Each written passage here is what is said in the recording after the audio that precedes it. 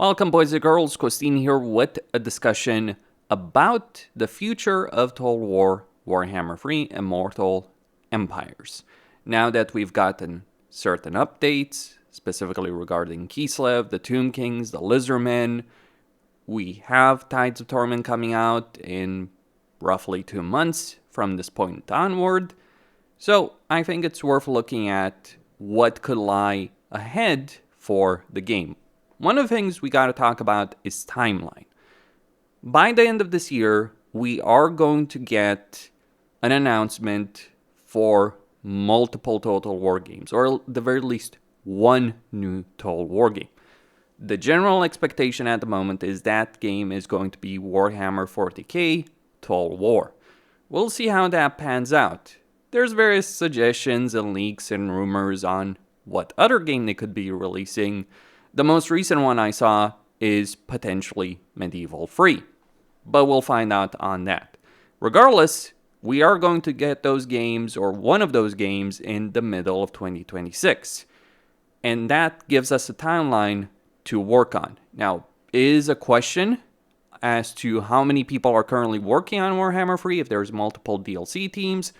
I guess we'll find out on that subject, but I think you can expect a limited amount of content to be released going forward, and potentially patches improving the situation in the game after that. But once a new Total War game comes out, that's pretty much going to be the end of major content or paid content, I expect, for Warhammer 3. I'd be very surprised otherwise. So the first thing I do expect in terms of DLC from Creative Assembly, because they've literally said this themselves, not necessarily in the words I'm going to use, but what I expect is Neferata. Ever since they reworked the Darklands, and yes, Creative Assembly can update the Immortal Empires map, unlike what some people are talking about, this area of the Silver Pinnacle in the Blasted Waste has screamed starring position. And it is Neferata's location. And they've pretty much mentioned it in the blog that they would do a character, a female character, blood. That is Neferata. What they do after that, I think, depends on how the Neferata DLC does. If it even comes out, assuming they don't decide internally, that's not worth it. That is the question mark. Plans do change. I think they're willing to do Neferata. I think she's a popular enough character for them to test that model on. Single character DLCs, single race. And I think it would work. You already have Khalida, you've got a Tomb King update. Let's get that rivalry going between Khalida and Neferata. Though, of course, the problem is they're so far apart at the moment in their campaigns that, distance is a problem to really make that rivalry work. So something Creative Assembly should consider regards to that. But you have an ideal starting position. And one of the things I would hope for at the same time as Neferata, or one of the things I think would make sense at least, if you're going to rework the vampire counts, if you're going to give them DLC, make the Red Duke a playable character. Do a free DLC for him. So Musalon playable, Red Duke, or maybe not the Red Duke, but Luan Leoncourt's bastard son, who played some role in the end times in ruining things for Bretonnia during that period of time. So that's one of the first things, and the one I'm most certain about. Neferata is going to come out. We're going to get an update for the vampire counts, and we'll see what comes of it. The second thing, and the one I also expect with a very high degree of certainty, is the Monkey King. So they've added the new area of this campaign is just currently held by Greenskins. You could easily add a playable faction over here, maybe expand the map a bit further.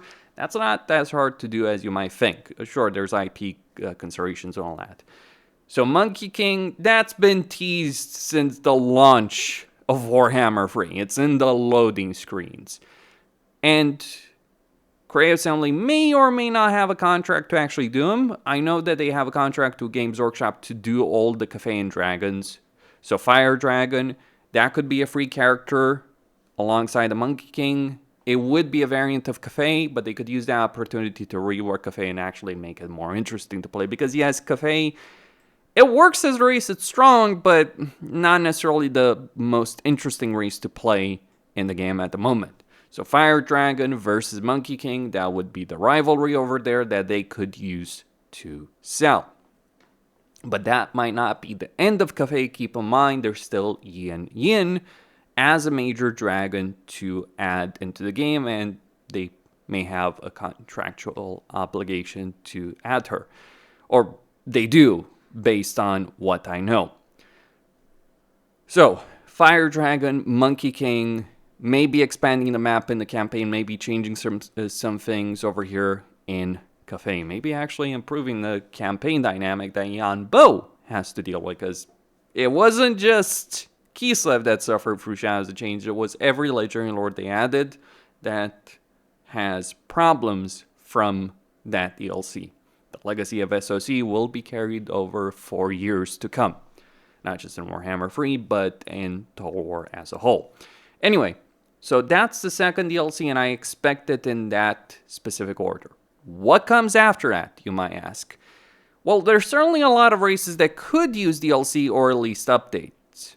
Whether or not those would be free updates or updates tied to DLC is the question mark. One of the things I don't expect, and I think the free update that Lizardmen have gotten, and maybe future updates, because they've literally mentioned the hotfix to improve the situation, I don't expect any content for the Lizardmen. It could happen, but given timeline, I wouldn't necessarily expect it so. Same with Dogs of War. Dogs of War was hinted at, was leaked, was in the game files. Apparently, it was canceled. There was a leak a while ago from a Chinese source which indicated Dogs of War had been canceled. We'll find out about that, especially Tides of Torment, if the legendary hero ends up being the one I expect it to be right there. So that is a big point on that subject. Dark Elves are the big question mark as far as I see it, because I think the race works, but they could use some updates, and specifically Malekith and Morathi could use unique mechanics from my point of view. Especially Eternity King Malekith from my perspective. But otherwise, I would not necessarily expect any more content for any other race, except, surprisingly, maybe Beastmen as a free update? I don't know. But that would only happen as part of another DLC, and that brings us to the End Times. So End Times would be the last DLC of Warhammer 3. It has been the one consistently talked about in various leaks, rumors, etc. And Nagash. So one of the things that you can expect for certain is Nagash. I do hope they take this opportunity to update the Broken Teeth province, because it's honestly quite miserable to navigate, and I would not want to start the campaign over here. I can tell you that much for a fact. But that is one of the things. Nagash would be very likely. I would be very surprised if Warhammer 3 ended without him being added into the game. Beyond Nagash, we also have to talk about Tanquil. Again, another character I would be very surprising to finish Warhammer 3 without him. How that relates to Skaven Blight, how that relates to Skaven, we'll find out about that. I think Skaven work pretty well as a race. Some Legendary Lord mechanics, etc. They could also use this opportunity to make a free Legendary Lord for the Beastmen and just use that chance to update Beastmen, because most of the Beastmen units are already in the game. It's just the question of the mechanics, the balancing, the pacing, and so on. Beyond Tanquil and Nagash, which are the most obvious one, the third Legendary Lord would be Yin. As I mentioned, the contract between Games Workshop and Creative Assembly on that subject, so Yin would be part of that. Bit weird, I know, but End Times, right? And End Times is gonna be more than just a 3-Lord pack. It's gonna be a 5-Lord pack if certain sources are to be believed on the subject. What other 2 Legendary Lords would they do? And keep in mind, we're talking about pay, not free stuff. And I do expect at least some free stuff coming with it. Some racial updates, improvements. Well, we would get Midland. So that would be the third one. Like you'd get Nagash, you would get Tanquil. Third one would be Midland. And I think the most obvious, sensical choice here would be Valten. I know people have talked about various characters. As far as I'm concerned, the only realistic choice would be Valten, who's basically Sigmar reincarnated. I think there's a lot of opportunities to use over there. Valten is pretty important both Storms of Chaos and End Times, less so in End Times than Storms of Chaos or Storm of Chaos. But still, Middenheim, a chance to update the infantry roster of the Empire, make that worthwhile. Like melee infantry, particularly for the Empire's their Achilles heel at the moment. And it is a bigger problem. Like, I'll take a race that has worse cavalry and even worse range units if I have good melee infantry. And that's something the Empire does suffer from at the moment. So, and also a tech tree update could be very welcome for the Empire. And updates to certain existing campaigns. So the Empire would make sense given how central they are to the entire End Times plotline. And then finally, Glotkin.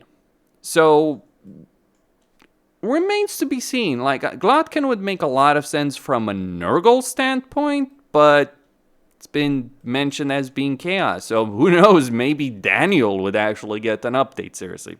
Like, the missed opportunities with Daniel are extreme from a narrative standpoint, from a gameplay standpoint. Like, you play the prologue, it's awesome, then you start the Realms of Chaos campaign with the same character, and it's pretty awful. One of the worst campaigns EA has ever designed. Doing Glotkin would also create more opportunities than you might think, because one of the things to be said about Demons of Chaos and Chaos Undivided in general, yes, we have Warriors of Chaos, but we only really have one Demon Undivided faction, and that's Daniel. Bellicor really should be that legendary lord in the game, because that's what he is in the lore. Archaon is the one leading mortal followers. Bellicor is all about demons. So what CA could do, there's multiple things they could do. One, they could add Bellicor to Undivided Chaos as one thing. By the way, there's the Tribes of the North mod that I have installed right here in this campaign. Just couldn't be bothered disabling it before recording this video. Anyway, but Bellicor should be Undivided Demons. And if Glotkin would be Undivided, though, that would be a bit weird because, you know, Nurgle. But still, various opportunities exist. Maybe they could make Tamarkan Undivided. Because, yeah, he's Nurgle's champion, but he's not just exclusively Nurgle with his armies in the lore. Like, you already see this is reflected in the mechanics he has in the game with all the chieftains and all the kind of units he has. So I think, like, actually Tamarkan would make a bit more sense to be Undivided to a degree or another. Also, we could talk about, like, Valkia and Azazel being part of, like, Khorne, Slanesh, or an option at the beginning of a campaign with a default one. There's just various things to take into consideration on that subject. Lots of opportunities, but yes, something related to Chaos one way or another. Cathay, Empire, Tanquil, Nagash. That is what I would personally expect with regards to the End Times, and that would be essentially it. What other things do I think they could do? I mean, there's a whole bucket list, but those are the most sensical ones. Like, I would very much like a Dark Elf DLC, or at least an update, but that just might not happen. That's all I had to say. Christine signing out. Let me know what you guys think about all of this, what you would expect, what you would like to see, but really, what would you expect, realistically speaking? Not what people's fantasies are, but what do you genuinely expect from CA? Stay tuned for more.